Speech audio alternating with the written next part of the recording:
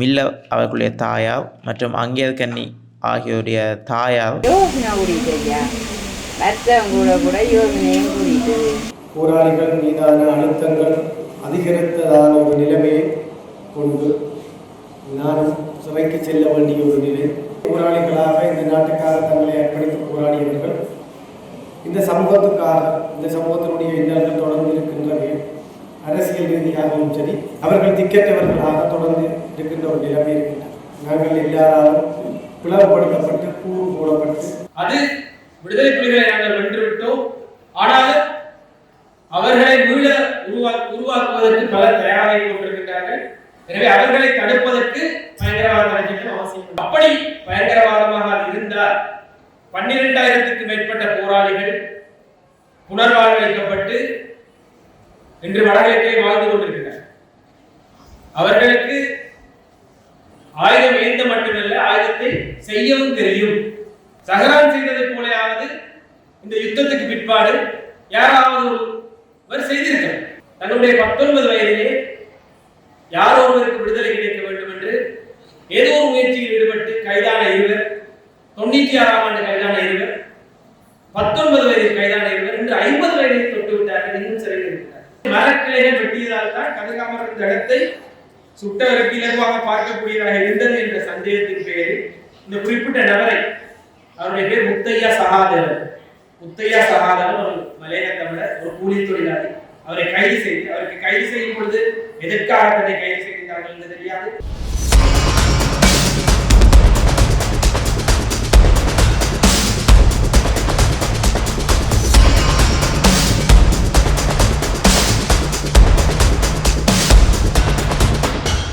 ஜெஃப்னாபுடைய நேர்களுக்கு வணக்கம். இன்றைய தினம் ஜூலை 5.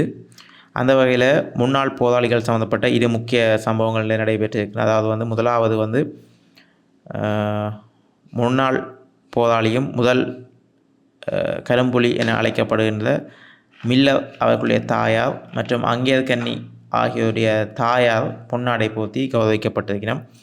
இது இன்றைய தினம் ஜூலை 5 என்ற அடிப்படையில் இந்த கௌரவிப்புகள் நடைபெற்றிருக்கின்றது. அவர்களுடைய முதுமையான வயதிலும் அவர்களை தேடி சென்று அவர்களுக்கு மதிப்பளிக்கின்ற நிகழ்வாக இது இன்றைக்கு கிளிநொச்சி பகுதியில் நடைபெற்றிருக்கின்றது.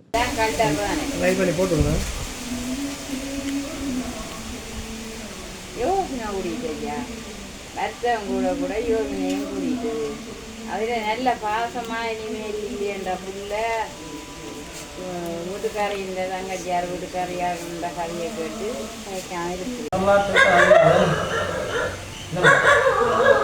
அடுத்ததாக இன்றைக்கு நடைபெற்ற மற்றொரு முக்கிய விடயம் சமகால சமூகமும் போராளிகளின் வகிவாகும் என்ற தலைப்பிலான ஒரு நிகழ்வு ஒன்று வவுனியாவில் இடம்பெற்றிருக்கு. அதாவது போராளிகள் நலன் பொதுச்சங்கத்தின் ஏற்பாட்டில் இந்த நிகழ்வு நடைபெற்றிருக்கு. இந்த நிகழ்வில் பாராளுமன்ற உறுப்பினர் சத்தியலிங்கம், மற்ற சமூக செயற்பாட்டாளர் ரஜீவ்காந்த் மற்றும் முன்னாள் போராளிகள், குறிப்பாக முன்னாள் போராளி அரவிந்தன் தலைமையிலான குழுவினரென பல்வேறு விதமான மக்கள் பிரதிநிதிகள் என பலரும் கலந்து கொண்டனர். அங்கு நடைபெற்ற உரையாடல்கள் சம்பந்தமாக இந்த காணொலி அமையப்போது. போராளிகள் மீதான அழுத்தங்கள் அதிகரித்ததான ஒரு நிலைமையை கொண்டு நானும் சிறைக்கு செல்ல வேண்டிய ஒரு நிலை ஏற்பட்டு கடந்த 19 மாதங்களை சிறையிலே கழித்து கொண்டிருக்கு. ஆனால் போராளிகளுக்கு ஆற்ற வேண்டிய பணி, போராளிகளுடைய துன்ப துயரங்கள், அவர்களுடைய இன்னல்கள், அவர்களுடைய வாழ்வாதாரம் எந்த வகையிலேயுமே மறுசீரமைக்க முடியாத அளவுக்கு இன்னும் இன்னல்களை நோக்கி கொண்டு அவர்கள் ஒரு தினக்கூலிகளாக மிக ஒரு அடித்தட்டு வர்க்கமாக மாறி இருக்கின்ற ஒரு நிலைமையிலே மீண்டும் நாங்கள் போராளிகள் நலன்புரி சங்கத்தை அவர்களுக்கான கடமைகளை ஆற்ற வேண்டியவர்களாக நாங்கள் தற்போது நாட்டை பிளவுபடுத்துவதற்கோ அல்லது ஆயுதம் தூக்குவதற்கோ இந்த அமைப்பு உருவாக்காதவர்களுக்கு நலன்புரி திட்டங்களை நாங்கள் முன்னெடுப்பதற்காக போராளிகள் நலன்புரி சங்கம் உருவாக்கப்பட்டது. அதை தொடர்ந்து நடாத்துவதற்காக, அதற்கு உத்வேகம் கொடுப்பதற்காக இன்றைய தினம் இந்த கூட்டம் நடைபெறுவதாக நான் நினைக்கிறேன். இங்கே ஒரு விடயம் இருக்கின்றது. தான் சிந்திப்பதை பிறர் முன் எழுந்து நின்று செயலாற்ற முனைகின்ற, வெளிப்படுத்த முனைகின்ற ஒரு விடயம் தான் தலைமைத்துவத்தை உருவாக்கும் என்று நான் நம்புகிறேன். அதன் அடிப்படையிலே போராளிகளாக இந்த நாட்டுக்காக தங்களை அர்ப்பணித்து போராடியவர்கள் இந்த சமூகத்துக்காக, இந்த சமூகத்தினுடைய இன்னல்கள் தொடர்ந்து இருக்கின்றவை, அரசியல் ரீதியாகவும் சரி, எங்களுடைய சகல விடயங்கள் ரீதியாகவும், தேசிய ரீதியாக, உரிமை ரீதியாக அந்த இடம் பெரும் வெற்றிடமாக இருக்கின்ற ஒரு சந்தர்ப்பத்தில் போராளிகள் எழுந்து நின்று இந்த சமூகத்திலே போராட வேண்டிய தேவை கொண்டிருக்கின்றது நான் வலியுறுத்த விரும்புகிறேன். அதே நேரம் இந்த போராளிகளாக இருந்தவர்கள் இப்போ இருக்கின்ற நிலைமைகளில் 17 வருடங்களை அறிவித்திருக்கின்ற நிலைமையிலே அவர்கள் திக்கற்றவர்களாக தொடர்ந்து இருக்கின்ற ஒரு நிலைமை இருக்கின்றனர். நாங்கள் எல்லாராலும் பிளவுபடுத்தப்பட்டு கூறு போடப்பட்டு கையாளப்படுகின்றவர்களாக இருக்கின்றனர். அதே நேரம் நாங்கள் இதிலே குணம் போடப்பட்டு நாங்கள் எதிர்காலம் நோக்கி எங்களுடைய ஒரு தேசிய செயற்பாட்டிலே வருவதற்கும் போராளிகளுடைய வாழ்வியலை மாற்றுவதற்கும் நாங்கள் ஒன்றிணைந்து பயணிக்க வேண்டியவர்களாக இருக்கிறோம். அதுக்கு பிரதானமான ஒரு விஷயத்தை சொல்லலாம். புத்தகங்களில் நாங்கள் நடனத்தை கற்றுப்போட்டு ஒரு மேடையில் ஏறி நடனத்தை ஆடச் சொல்லி சொன்னால் அவரால் எவ்வளவு சிரமம் இருக்குமோ அதே போல ஆயுத போராட்டத்தில் இருந்து மீண்டு வந்த போராளிகள் சமூகமயப்பட்டு அவர்கள் இந்த சமூகத்தை புரிந்து கொண்டு இங்கே இருக்கக்கூடிய அரசியல் நிலைமைகளை புரிந்து கொண்டு எங்களை காப்பாற்றுவதற்காகவே போராட வேண்டிய ஒரு நிலைமைக்கு நாங்கள் எங்களை தகவமைத்துக் கொள்ள வேண்டிய தேவை இருக்கின்றோம். பயங்கரவாத தடை சட்டத்தின் நீக்கம் தொடர்பாக தொடர்ச்சியாக குரல் கொடுக்கும் ஒருவர் என்ற வகையில் அதற்கான போராட்டங்களில் தொடர் பங்களிப்பை நல்கி கொண்டிருக்கும் ஒருவர் என்ற வகையில் இந்த பயங்கரவாத தடை சட்டத்தினுடைய ஆபத்து, அதன் உருவாக்கம், அது எப்படி தமிழ் மக்களை இன்று வரை அடக்குமுறைக்கு வைத்திருக்கின்றது என்பது தொடர்பாக சில விடயங்களை கூறுவதற்கு கடமைப்பட்டிருக்கின்றேன். குறிப்பாக போராளிகள் நலன்புரி சங்கத்தினுடைய வவுனியாவினுடைய தலைவராக இருக்கக்கூடிய அரவிந்தன் கடந்த சில வருடங்களுக்கு முன்னர் பயங்கரவாத தடை சட்டத்தில் கைது செய்யப்பட்டு ஒரு 2 வருடங்கள் அளவிலே தடுத்து வைக்கப்பட்டது. அவர் கைது செய்யப்பட்டு தடுத்து வைத்திருக்க இந்த காலப்பகுதியில் ஆரம்பத்தில் நான் அவரை சென்று பார்த்தேன். அந்த நேரத்தில் அவர் உண்ணாவிரதத்தை மேற்கொண்டிருந்தார். அதாவது 4-5 தினமாக நீராகாரம் கூட அருந்தாமல் உண்ணாவிரதம் ஒன்றை மேற்கொண்டிருந்தார். அந்த நேரத்தில் அவரை சிறைச்சாலையில் இருக்கின்ற வைத்தியசாலையில் வைத்திருந்தார்கள். ஆனால் அரவிந்தனுடைய உண்ணாவிரதம் அரசாங்கத்தினாலோ அல்லது கண்டுகொள்ள வேண்டியவர்களாலோ கண்டுகொள்ளப்படவில்லை. குறிப்பாக அரவிந்தன் கைது செய்யப்பட்ட பொழுது எதற்காக இந்த கைது இடம்பெற்றது என்று தேடி பார்த்தால் அது அரவிந்தன் பல கருத்துக்களை கூறியிருக்கலாம், பல விடயங்களை ஆக்ரோஷமாக பேசியிருக்கலாம். ஆனால் அவரது கைது வெறுமனே பேஸ்புக்கில் இடப்பட்ட 3 பதிவுகளுக்காகத்தான் மேற்கொள்ளப்பட்டது. மிகுந்த ஆச்சரியமான விடயம், பலரும் வெட்ட வெளிச்சமாக பேசிக் கொண்டிருப்பதை விட குறைந்த அளவிலே ஒரு கருத்து, ஒரு வரலாற்று சம்பவம், விடுதலை புலிகள் தொடர்பாக ஒரு பதிவை விட்டிருந்தார். குறிப்பாக ஒருவரை பழிவாங்க வேண்டுமாக இருந்தால் மிக இலகுவாக இந்த பயங்கரவாத தடை சட்டத்தை பாவித்து அவரை கைது செய்ய முடியும் என்பதை நான் மிக நீண்ட காலமாக அவதானித்துக் கொண்டிருக்கிறேன். அந்த வகையிலே இந்த பயங்கரவாத தடை சட்டத்தினால் இப்பொழுது பழிவாங்கப்பட்ட ஒருவர் தான் அரவிந்தன். எந்த பிழைகளும் செய்யாமல் ஏற்கனவே அரசியல் ரீதியாக பல ஆண்டுகள் சிறையில் கிடைத்த ஒருவர் மீண்டும் 2 ஆண்டு அளவிலே சிறையில் கிடைக்கிறார். அவரின் விடுதலைக்காக நாங்கள் தொடர்ச்சியாக பல போராட்டங்களை நிகழ்த்தினோம், பலரிடம் பேசுகிறோம். எனக்கு நீதியமைச்சரை சந்தித்து பேசக்கூடிய ஒரு வாய்ப்பு கிடைத்தது. நீதியமைச்சரிடம் நேரடியாக இறுதியாக அரவிந்தனுடைய பிரச்சனைகள் தொடர்பாக பேசினோம். அதன் பிற்பாடுதான் நீதியமைச்சருக்கே தெரியும் இப்படி ஒரு கைது இடம்பெற்றது.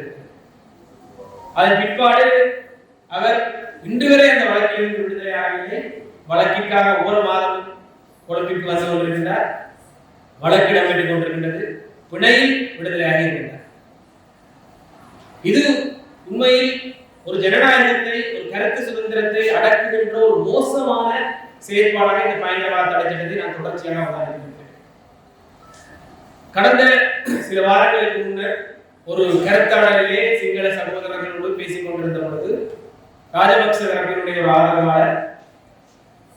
பயங்கரவாத தடை சட்டம் என்பது அவசியம், அது விடுதலை புலிகளை நாங்கள் வென்றுவிட்டோம், ஆனாலும் அவர்களை மீள உருவாக்குவதற்கு பலர் தயாராகி கொண்டிருக்கின்றார்கள். எனவே அவர்களை தடுப்பதற்கு பயங்கரவாத தடை சட்டம் அவசியம் என்று கூறினார். அந்த இடத்தில் அவருக்கு நான் சொன்ன பதில், நீங்கள் குறிப்பிடுகின்றவர்கள் பயங்கரவாதிகள் என்று குறிப்பிடுவார்கள். அப்படி பயங்கரவாதமாக இருந்தால் 12,000க்கும் மேற்பட்ட போராளிகள் புனர்வாழ்வளிக்கப்பட்டு இன்று வடகிழக்கே வாழ்ந்து கொண்டிருக்கிறார். அவர்களுக்கு ஆயுதம் ஏந்த மட்டுமல்ல, ஆயுதத்தை செய்யவும் தெரியும். ஆனால் கடந்த 17 ஆண்டுகளாக தமிழ் மக்களும் முன்னாள் விடுதலை புலி உறுப்பினர்களும் காட்டிக் கொண்டிருக்கும் சைகை என்னவென்றால், நாங்கள் இன்னொரு யுத்தத்திற்கு செல்ல தயாரில்லை என்பதுதான்.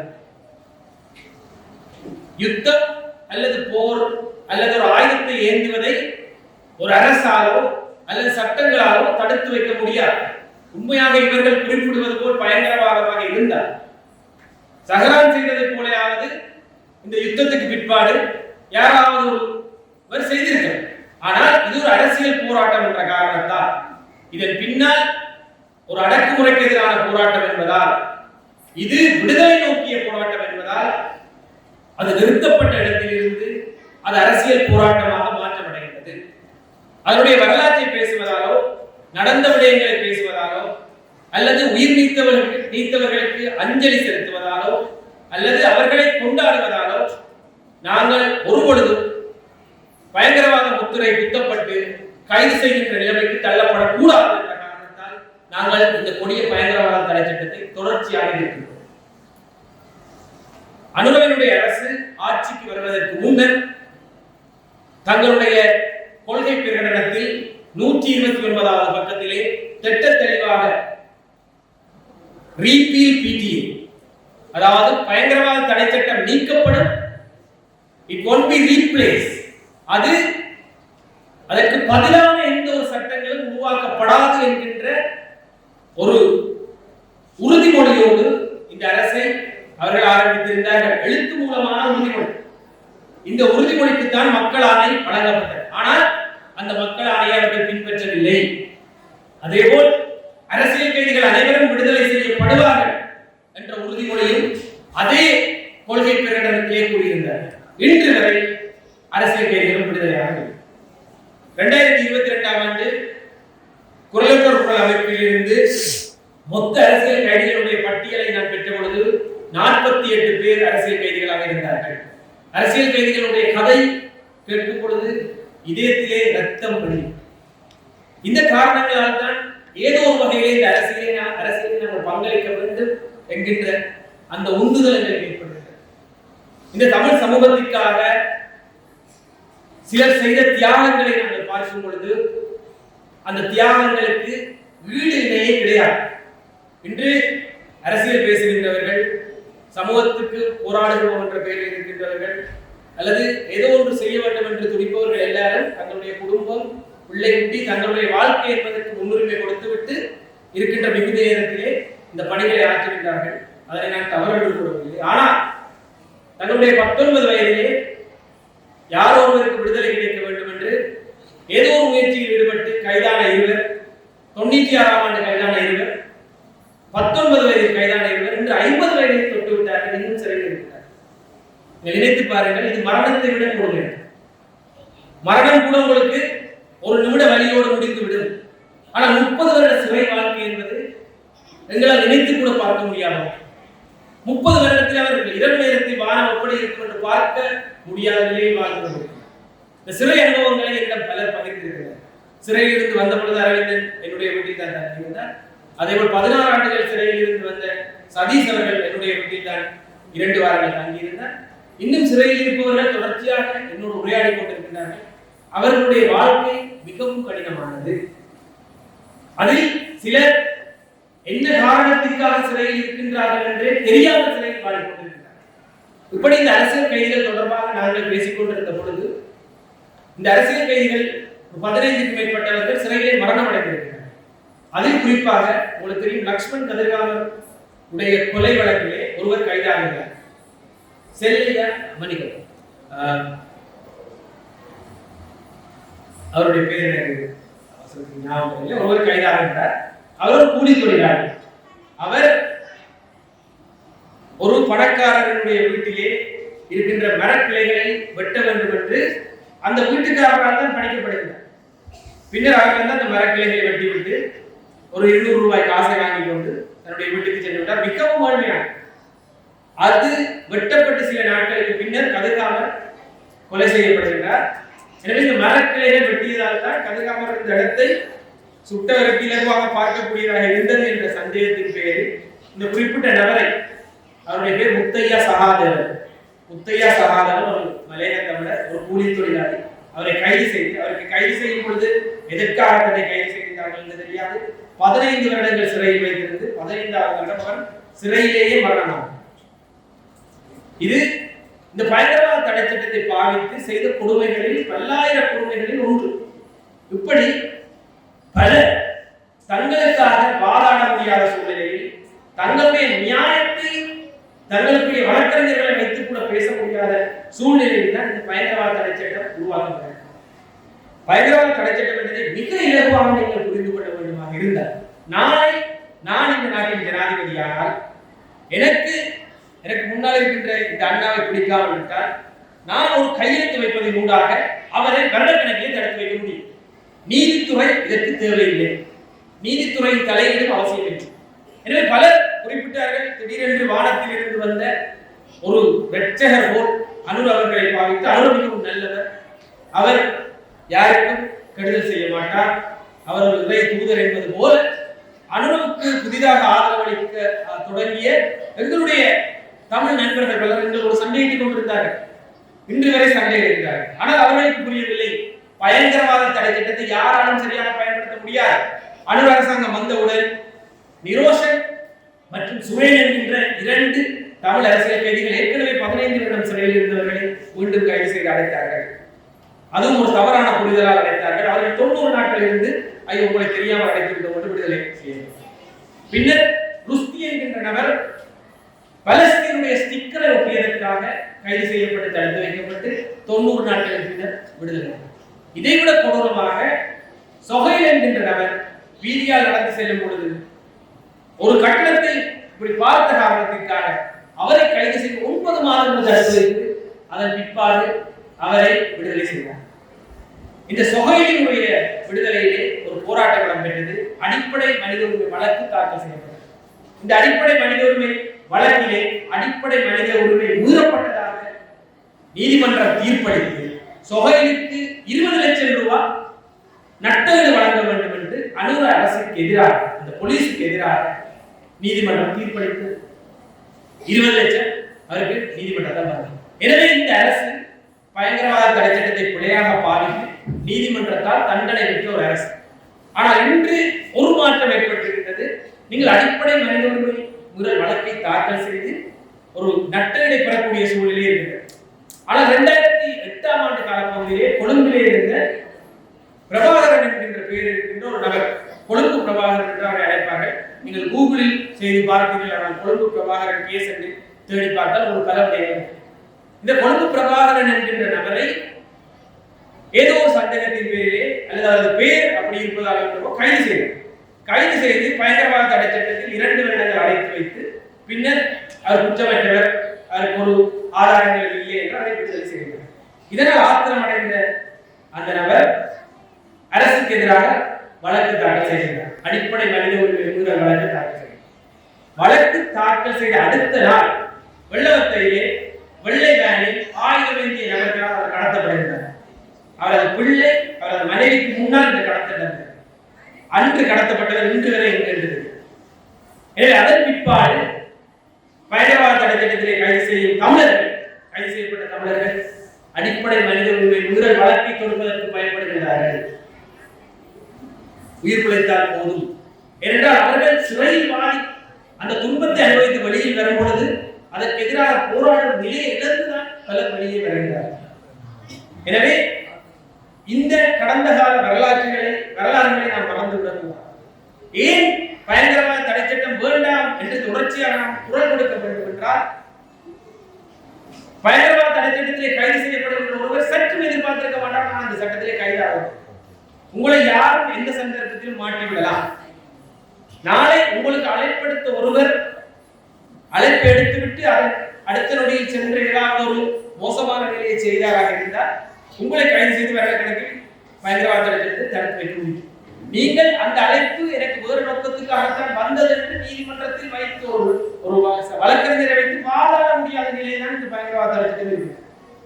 எனவே நிர்வாகத்தில் நீதித்துறையை தாண்டி, நீதித்துறை என்பது சுயாதீனமாக இயங்க வேண்டிய ஒன்று, இந்த நீதித்துறையை தாண்டி அரசியல்வாதி, பாதுகாப்பு அமைச்சருக்கு, போலீசாருக்கு, ராணுவத்திற்கு அதிக அதிகாரங்களை வழங்கிக் கொண்டிருக்கிறது இந்த பயங்கரவாத தடை சட்டம். தொடர்ச்சியாக ஐரோப்பிய ஒன்றியம் ஜிஎஸ்பி பிளஸ் என்கின்ற வரிச்சலுகையை இலங்கைக்கு வழங்கிக் கொண்டிருக்கிறது. இந்த வரிச்சலுகை இல்லாவிட்டால் இலங்கையில் இருந்து ஏற்றுமதியாகின்ற ஆடை ஏற்றுமதி செய்ய முடியாத நிலை எங்களுக்கு ஏற்படும். அந்த வரியை விதித்தால் எங்களுடைய ஆடையின் பெறுமதி அதிகமாக, எனவே வெளிநாட்டிலே யாரும் அதை வாங்க மாட்டாங்க. அந்த வரிச்சலுகையை வழங்குவதாக இருந்தால் நீங்கள் பயங்கரவாத சட்டத்தை நீக்குங்கள் என்று தொடர்ச்சியாக ஐரோப்பிய ஒன்றியம் வலியுறுத்தி கொண்டிருக்கிறது. சென்ற முறை இந்த ஐரோப்பிய ஒன்றியத்தினுடைய செயற்திட்ட குழு வரும் பொழுது நான் அவர்களிடம் நேரடியாக கடிதத்தை கையெழுத்திருந்தேன். அதேபோல் பலர் வலியுறுத்தி இருந்தார்கள். எனவே இந்த அரசுக்கு அந்த அழுத்தங்கள் இருப்பதால் பயங்கரவாத தடை சட்டத்தை நீக்குகின்றோம் என்று தற்பொழுது பாராளுமன்றத்தில் கூறியிருக்கிறார்கள். அது ஒரு சுத்த போய். பிடிஏக்கு பதிலாக அவர்கள் பிஎஸ்டிஏ, அதாவது அரசை பயங்கரவாதத்தில் இருந்து பாதுகாப்போம் என்கின்ற புது சட்டத்தை கொண்டு வருகின்றார்கள். இந்த புது சட்டத்திற்கும் பழைய சட்டத்திற்கும் எந்தவித வேறுபாடும் கிடையாது. டிஓ என்று குறிப்பிடுவார்கள், டிடென்ஷன் ஆர்டர், தடுத்து வைக்கின்ற ஆணை. இவரை தடுத்து வை என்கின்ற ஆணையை ஒரு நீதித்துறையை சாராதவர் வழங்குவாராக இருந்தால் அதில் எந்தவித நியாயமும் இருக்க போவதில்லை என்பதுதான் என்னுடைய வாதம். எனவே தொடர்ச்சியாக இந்த சட்டம் நீடிக்கப் போகின்றது என்ற உண்மையை நாங்கள் புரிந்து கொள்ள வேண்டும். குறிப்பாக நான் இந்த பயங்கரவாத தடை சட்டம் தொடர்பாக உங்களுக்கு ஏன் இந்த இடத்தில் பேசுகிறேன் என்றால், இன்று இந்த இடத்திலே எங்களுக்காக போராடியவர்கள், எங்கள் அரசியலை பேசியவர்களுடைய படங்களை நாங்கள் வைத்திருக்கின்றோம். இதன் காரணமாக கூட பலர் வருவதற்கு தயங்குகின்றார்கள். ஏனென்றால் அவர்களுக்கு பயங்கரவாத தடை சட்டம் தொடர்பான அச்சங்கள் இருக்கும். என்னை பொறுத்தவரையில் நீங்கள் அரசியலை எந்த அளவில் எப்படி பேச வேண்டும் என்று தெரிந்து நீங்கள் அதை பேசியாகும். விடுதலை புலிகளுடைய பெயரை உச்சரிக்கவே முடியாது என்கின்ற நிலையெல்லாம் கிடையாது. அவர்களை மீள உருவாக்குகின்ற என்ற விடயத்தை தவிர்த்து விட்டு அதை அரசியல் ரீதியாக சுயநிர்ணயம் என்ற ஒரு அரசியலை முன்வைத்து அனைவரும் பேச வேண்டும். எனவே அனைவரும் பேசும் பொழுது அது சாதாரணமயப்படுத்தப்படும். அதாவது நான் குறிப்பிடுவது மீண்டும் ஒரு ஆயுத போராட்டத்தை தூண்டுவது அல்ல. நான் குறிப்பிடுவது எங்களுடைய அரசியல் போராட்டத்துக்கு உந்துகோலாக இருக்கின்ற அரசியல் விடயங்களை முன்னிறுத்தி நாங்கள் பேச வேண்டிய விடயங்கள் இருக்கின்றது. எங்களுக்கு வழிகாட்டியவர்களை நாங்கள் நினைத்து பார்க்க வேண்டிய விடயங்கள் இருக்கின்றன. எனவே அவற்றை அளவாக, சரியாக, அரசியல் நியாயங்களோடு, பிள்ளைகளற்று, மற்றவர்களை கோபப்படுத்தாத வகையில் சரியான வசன உச்சரிப்போடு நாங்கள் விடுதலை புலிகள் தொடர்பாக தொடர்ச்சியாக பேசிக் கொண்டிருக்கிறோம். அதில் எந்தவித சிக்கலும் கிடையாது.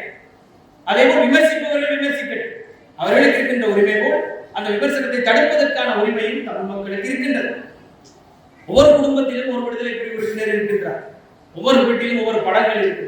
எனவே அவர்களை பேசாமல் இருப்பது என்பது சாத்தியமற்ற ஒன்று. அதனை சட்டங்கள் கொண்டு யாரும் தடுக்க முடியாது. அதற்கு பேர் வாய்ப்பூட்டு சட்டங்கள். அதற்கு நாங்கள் ஒரு பொழுதும் அடிமைப்பட்டு கிடக்க வேண்டிய அவசியம் இல்லை. சரியான முறையில் அனைவரும் பேசும் பொழுது, அனைவரும் பேசுகின்ற பொழுது திரும்பவும் சொல்றேன், அது சாதாரண ஒரு இடத்திற்கு செல்லும். இந்த விடயங்களை பாராளுமன்றத்தில் தொடர்ச்சியாக நாங்கள் பேச வேண்டிய தேவை இருக்கிறது. நாங்கள் எதற்காக அடிமைப்பட்டு கிடக்க வேண்டும் என்கின்ற கேள்வியை நாங்கள் கேட்க வேண்டிய தேவை எங்களுக்கு இருக்கிறது.